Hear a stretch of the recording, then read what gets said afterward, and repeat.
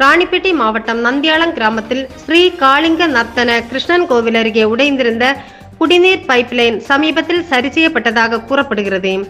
எனினும் தற்போது மீண்டும் அதிகளவில் தண்ணீர் வெளியேறி வீணாகி வருவதாக பொதுமக்கள் குற்றம் சாட்டியுள்ளனர். குழாயிலிருந்து வெளியேறும் தண்ணீர் சாலையில் தேங்கி நிற்பதால் அப்பகுதியில் செல்லும் பொதுமக்கள் மற்றும் வாகன ஓட்டிகள் சிரமத்திற்குள்ளாகி வருகின்றனர். நேற்று அந்த வழியாக சென்ற மாணவன் ஒருவர் தேங்கிய நீரில் சறுக்கிவிடும் நிலை ஏற்பட்டதாகவும் அருகில் இருந்த பொதுமக்கள் உடனடியாக மாணவனை மீட்டதாகவும் தெரிவிக்கப்பட்டுள்ளது.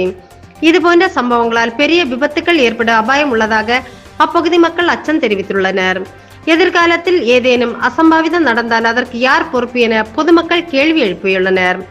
எனவே நந்தியாலம் ஊராட்சி மன்ற தலைவர் மற்றும் சம்பந்தப்பட்ட அதிகாரிகள் உடனடியாக நடவடிக்கை எடுத்து குடிநீர் கசிவை முழுமையாக சரி செய்து பொதுமக்களின் பாதுகாப்பை உறுதி செய்ய வேண்டும் என்ற கோரிக்கை வலுத்துள்ளது. இதுதான் 5 பைன்ஸ் ரெடி பண்ணிட்டுக்கிறாங்கப்பா. அதுல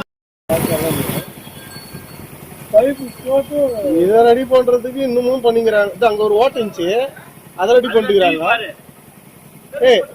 அங்க ஒரு ஓட்டை இருந்துச்சு, அங்க ரெடி பண்ணிட்டுக்கிறாங்க. இது மறுபடியும் தண்ணி லீக் ஆகி போயிடுக்குது.